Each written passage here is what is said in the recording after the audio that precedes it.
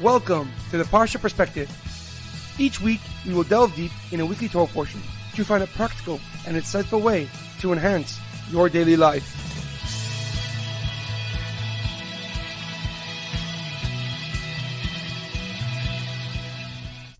Thank you for tuning in.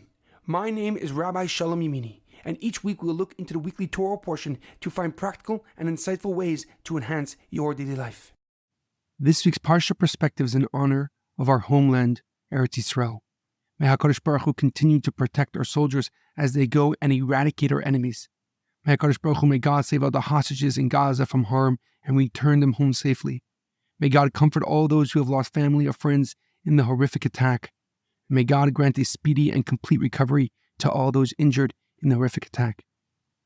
This week's Parsha Perspective is also in loving memory of Reuven ben Yaakov, Leah Mincha bas Yaakov Yosef, Edward ben Ephraim, Shlomo ben Edward, and Yerachmiel Daniel ben Gedalia. May their souls be uplifted and may their memories be a blessing. This week's Torah portion is Parshas Lech Lecha, Journey into the Unknown. Our Parsha introduces us to the father of the Jewish nation, Avraham Avinu. He is immediately commanded to leave his birthplace, his hometown, and go on an unknown journey led by God. Obviously, Avraham Avinu got his camp in order and began his unique voyage without delay.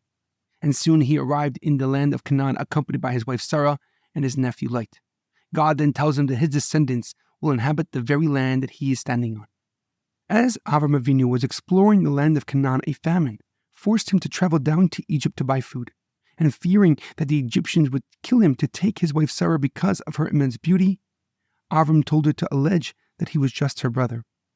And as prophesied, Sarah was taken and brought to Paro when they arrived at the border.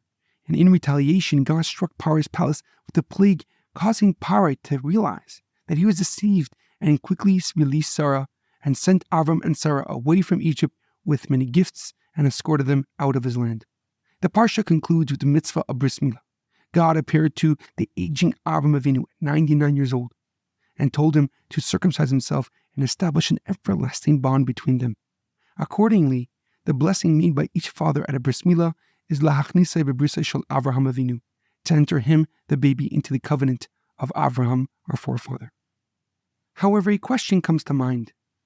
The Torah introduces the first forefather, Avraham Avinu, with a journey into the unknown. And only through this journey will his name become great, will his nationhood become solidified. He must leave his land, his birthplace, his father's home, and travel to a destination unknown to fulfill his destiny. But why did God need Avraham Avinu to leave Haran to unlock his potential and become the father of the Jewish people? Rabbi Lord Jonathan Sacks, of blessed memory, gives a profound explanation in his book Covenant and Conversation. And he explains the significance, the importance of this journey for Avraham Avinu and the Jewish nation as a whole. Avram's journey had no specific goal other than fulfilling God's command. He was told, Lech Lecha, me'artzecha, mi'moladeticha, mi'beis avicha el haaretz asher areka.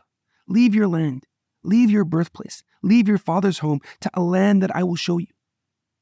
Rabbi Sacks explains that the Torah introduces us to Avram just as he embarks on this journey with no clear direction other than God, because that is the Jewish story.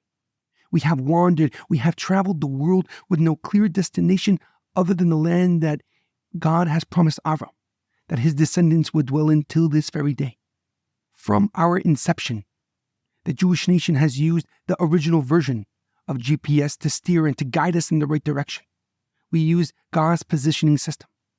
Avram's eagerness to succeed, to break away from conventional wisdom, set the stage for our unprecedented and remarkable survival. As Mark Twain puts it, what is the secret to Jewish survival? If the statistics are right, the Jews constitute but 1/1/4% of the human race. Properly, the Jew should hardly be heard of, but he is heard of. He has always been heard of. All things are mortal, except the Jews. What is the secret to his immortality? The answer to Mark Twain's question is no enigma. From our inception, Jews willingly and deliberately went against conventional thinking at God's direction. We have internalized the notion that there is so much more than the vanity of this world. but most importantly, we have adapted our life for God's wisdom, an endless and eternal sense of greater purpose. The reason that Avram's journey was so significant, writes Rabbi Sachs, is because he began a domino effect that is still in motion till today. Ironically, the journey with his father had set objectives yet failed to reach its destination. Avram's father wanted to travel from their city of Ur Kasdim to the land of Canaan, but only got to the city of Haran. However, Avram's journey, with no predetermined destination, took him to the land that we live in till this very day. And although the path seemed puzzling to most, it was obvious to Avram. Follow God's words, seek His greatness, seek His grace, seek His holiness in this physical world, and watch the opportunities to sanctify His holy name and proclaim His oneness to all.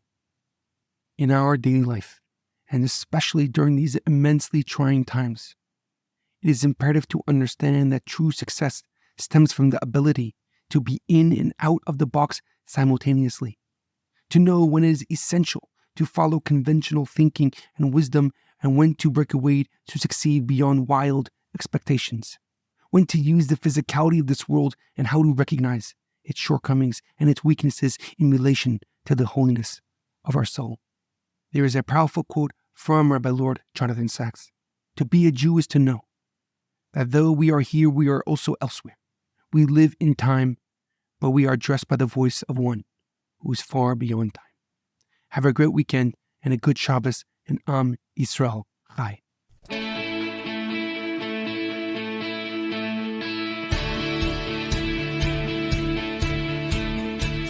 Thank you for tuning in to the Parsha Perspective. Check out our website, theparshaperspective.com.